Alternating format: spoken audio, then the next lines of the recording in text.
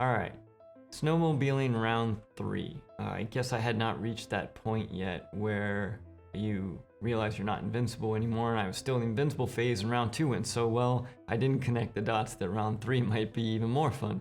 So this is just after school again, and one of my really good friends came out during one of the breaks, and we did the usual thing. We went skiing, we went snowboarding, and it was like, hey, you know, why don't we give snowmobiling a shot? And we went up into the Una Mountains again, and we rented a sled, and we just got the one sled, and we were taking turns. And the interesting thing about this day was it was gray. It wasn't very bright. It wasn't bright sunny. It was kind of overcast and things like that. The significance of that is that it makes it very hard to see contours. Everything kind of looks the same. And as we were switching back and forth, it was starting to get pretty dark. It was starting to get towards the end of the day, and it was her turn to ride. So her turn to drive. So I hopped on the back, and we're screaming across this big open plain. And as we're rolling, keep in mind it's hard to see the contours, and I'm a little bit higher up because I'm looking over her head. And as we're screaming across the snow, I see this thing. I'm like, oh shit. I had time to yell shit 3 times before we drove head on full speed into a creek embankment. And it was super hard to see because, like I said, it was gray, and there wasn't enough. I mean, there was enough time for me to yell 3 times, but as easy as it looks in hindsight, like, why didn't I throw us off the sled or anything? I don't know, whatever. Anyways, point is, we hit this embankment. I go flying over her, head first into the embankment, just like a Looney Tune cartoon. And as I put my hands into the snow to pull my head out, I turn around. You know, the sled's sort of wrecked all next to me. Skis are bent on the front side. It's sufficiently jacked. And I turn around in time to see her lifting her head up off of the steering column. And as her head comes up into my view, she had bitten through her teeth. Her bottom teeth had come all the way through her lower lip. And what was a fun snowmobiling adventure starts to get interesting. I was like, "Are you okay?" And she says, "Yeah, why? Am I bleeding?" I'm like, "Oh yeah." And so we get her off the sled, and didn't have much in the way of first aid or anything. So I gave her one of my glove liners, and she was just kind of holding it against her lip for direct pressure while I was trying to figure out what we were gonna do about the snowmobile. And as I was trying to, and like I said, the front ski was bent. The sled's heavy, and I couldn't get it out. It was sufficiently driven into this pretty hard packed snow embankment in the creek where I couldn't get it out, and the broken bent ski wasn't helping me get it out. And as I'm trying to assess what's going on with the snowmobile, in the back of my mind I'm thinking, it's getting dark, sun's starting to go down, this is about to start getting interesting. And I just turn around just in time out of the corner of my eye to see her eyes roll into the back of her head. Boom. Side face plants into the snow. I'm like, all right, here we go. I'm back over there. I get her on her side, making sure she's not choking on her tongue. You know, my mind's racing. Boy Scouts kicking in. You know, hopefully that's gonna help, right? Survival skills, everything, whatever. She comes back too, and she just looks at me. She's like, "Did I pass out?" And I was like, "Yeah, you did." And she's like, "Yeah, I kind of figured that was gonna." I was like, "Well, when were you gonna tell me?" But, anyways, she was good to go after that. Totally a champion. But we're kind of in a situation now because we're in the middle of nowhere. There's nobody around. It's getting dark in the snow. She's bleeding, decent amount, right? Not like, you know, we're not talking like artery level stuff, but a decent amount. She just passed out.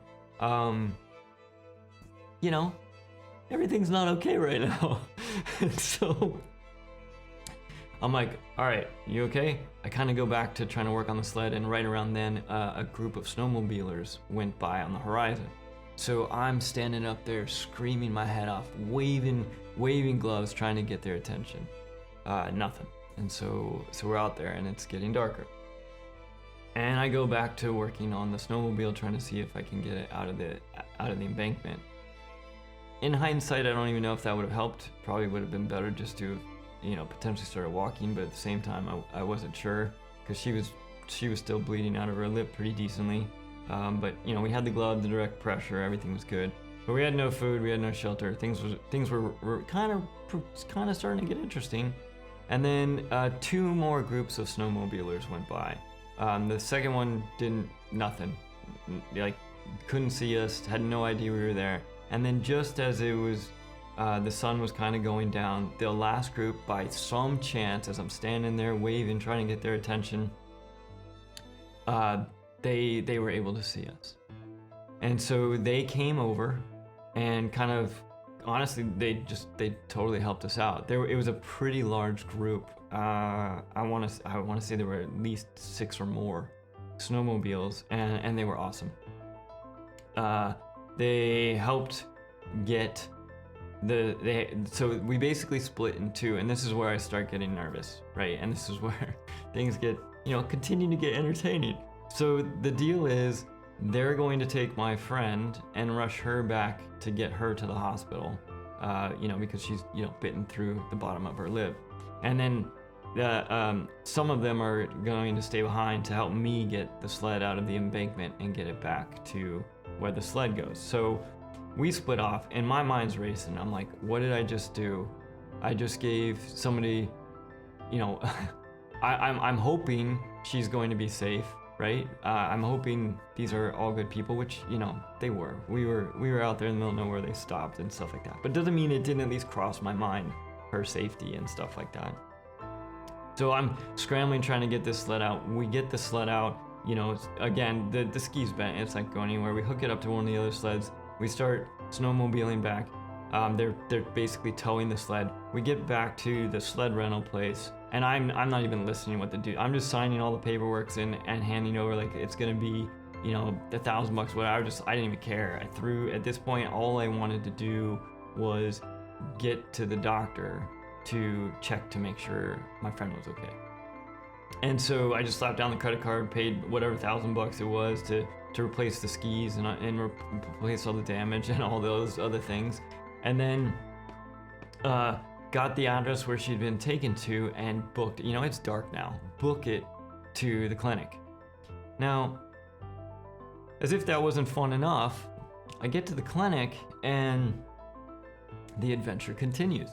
Because I walk into this place, and in my mind, I'm like, it sort of feels like we rolled into the veterinary clinic in one of those movies where, the hero's trying to find meds and the only place they can get it is the vet clinic. Well, that's how small this clinic felt. And I got there just in time where the doctor was getting ready to go in to fix up her lip. And they're like, great, we need your help. And I'm like, what?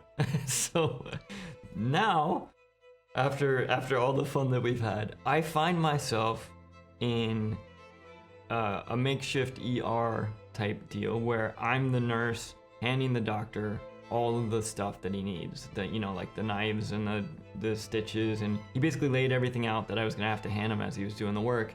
And I'm sitting there watching as he's fixing up my friend. And at the same time, in my mind, I'm also like, we're in the middle of nowhere. Does this dude know what he's doing? I hope this dude knows what he's doing. And as he's cutting, so what happens is, her lips all super jagged because she'd bit through it with her teeth. And as he's working on, getting her lip clean, he actually starts cutting more of her lip off. And in my mind, I'm still trying to decide whether this dude knows what he's doing. And so I'm like, what, can I ask, why are you cutting more? And he said, it's because he was super cool, man. He basically said because of the jaggedness of the basically the bite through, that if he tried to stitch it up with those jaggies in it, she would have a pretty good scar. And so by cutting it, he was making it smooth and giving it a chance to heal in a much better way. I was like, oh, okay, you know, that seems like a good answer. Proceed. It wasn't like that at all. But at least in my mind, hopefully I kept a good poker face. So I was like, all right, dude knows what he's doing. I'm good with this. And so we continue stitching up her lip. And the thing that was interesting was, as he's doing it, he's actually pulling from the inside, like in the incision point, to like stitch it together in multiple places. And as he's pulling on the stitching thread, and the lips kind of jiggling, and I'm looking at the inside of, you know, her lip and stuff. I'm not gonna lie, dude. I had to sit down. I think for, you know, all the movies I'd seen, all the blood I thought I'd seen, my own blood, my own injuries, everything like that, dude, I started to get a little woozy, and I actually had to sit down. I think so that I wasn't gonna pass out, as I continued to hand the doctor all of the equipment that he needed. And so we got her all stitched up, looked really good, and I finished my first stint as an ER nurse. Very short stint as an ER nurse. I learned a ton about how that went and what that felt like and everything like that, which was entertaining. We went home, finished up our vacation and everything like that, and all's well that ends well. Now, usually in the story, this is where, you know, they cut to black, and then there's like the phone call 6 months later, because we were not about to tell her dad what had happened, right? Her parents were awesome. We used to party together on campus and stuff like that. Really cool people, but she was at least sufficiently nervous about telling her dad about this that I was sufficiently freaked out not to tell her dad about it. So we didn't say anything, but we thought we got away with it. And then what happened was 6 months later, or some number of months later, he had gotten the insurance bill. And he was like, what is this?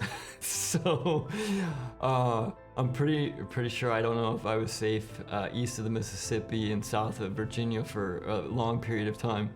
I say that in all jest, but it was a fun ending to, we had a great time. But that is the last time I actually rented a snowmobile. I think I probably finally connected the dots that I didn't have good odds. I have been on a snowmobile since for other reasons, but I have not gone out to rent snowmobiles in quite some time since that last little adventure. So thanks for checking it out. I hope you all have a great week, and I will see you for the next one.